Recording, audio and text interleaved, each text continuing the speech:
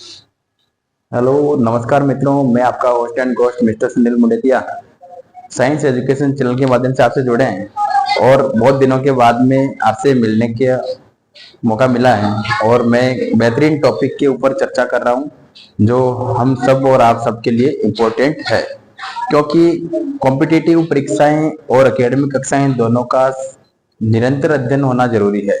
अगर आप कोई भी कंपटीशन एग्जाम की तैयारी कर रहे हैं, अगर वो एग्जाम दूर है तो भी आप अपनी तैयारी के रिदम को तोड़े नहीं और किसी भी प्रकार के मटेरियल से या स्टडी मटेरियल से आप अध्ययन कर सकते हैं। तो आज अपन बात करने वाले ब्लड के बारे में। आपको पता है कि खून का कतरा कतरा शहीद जो बॉर्डर पर से बहा देते हैं, उनका महत्व क्या है, किस प्रकार से रक्त की संरचना आप देख पाते हैं, ब्लड आप सुनते हैं। तो बात करते हैं ब्लड के बारे में।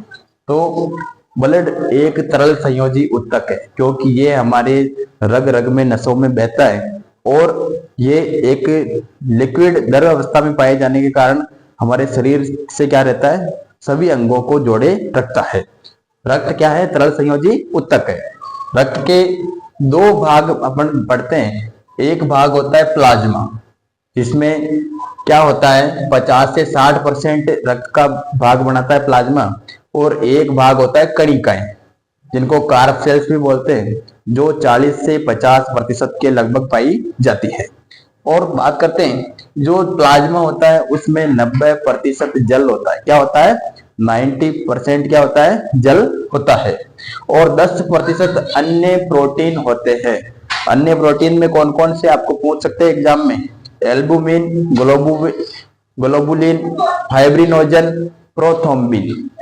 ऐसे प्रोटीन जो क्या करते हैं, रक्त की क्रियाविधि को बढ़ाते हैं और उनके थक्का जमने की प्रवृत्ति को बढ़ाते हैं। वो प्रोटीन इनमें प्लाज्मा के साथ अन्य प्रोटीन में पाए जाते हैं। तो प्लाज्मा का भी रेशो हो गया, 90% जल पाया जाता है, 10% अन्य प्रोटीन पाए जाते हैं।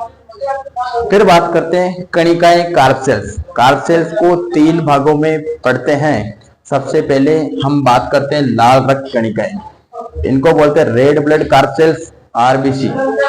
आरबीसी का अन्य नाम पढ़ते हैं रक्ताणु या इरिथ्रोसाइट। परीक्षा में पूछ सकते हैं, लाल रक्त कणिकाएं नहीं देकर इरिथ्रोसाइट या रक्ताणु भी आपको पूछेंगे, तो भी ध्यान रखना है किसके बारे में बात कर रहे हैं, वो लाल रक्त कणिकाओं के बारे में बात कर रहे हैं। लाल रक्त कणिकाओं का जीवन काल होता है 120 दिन।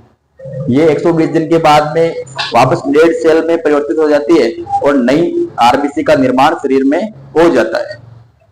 आरबीसी की संख्या है 45 से 55 लाख घन मिलीमीटर प्रति घन मिलीमीटर।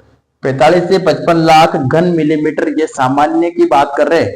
महिला और पुरुष में इनकी संख्याएं कम ज्यादा अपन देखने को मिलती है। एवरेज संख्याएं कितनी होती है, 45 से 55 लाख प्रति घन मिलीमीटर।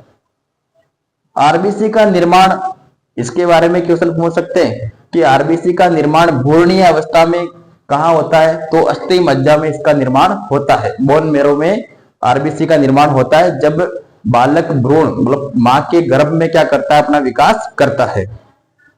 वयस्क, जब एक स्वस्थ मनुष्य की उम्र 17 से 24 साल के बीच हो जाती है, किशोरावस्था शुरू हो जाती है, तो उसमें आरबीसी का निर्माण यकृत या लीवर में होता है। इसका आरबीसी का कार्य ऑक्सीजन का परिवहन करना। शरीर के प्रत्येक अंगों तक हीमोग्लोबिन ग्लोबिन के माध्यम से क्या करता है, ये ऑक्सीजन का परिवहन करता है। और लाल रक्त कणिकाएं आरबीसी का कब्रिस्तान, जहां पर ये जो डेड मृत आरबीसी है वो जाके सिक्कों की भांति जम जाती है, वो प्लीहा। आरबीसी का कब्रिस्तान प्लीहा स्प्लीन तिल्ली को कहा जाता है। परीक्षा की दृष्टि से सभी आरबीसी के जो पॉइंट है ये महत्वपूर्ण है। किसी भी प्रकार की जनरल साइंस अगर आप पढ़ते हो तो इस वीडियो को इंपॉर्टेंट समझकर आप पढ़ें और अपने प्रतियोगी भाइयों को भी शेयर जरूर करें।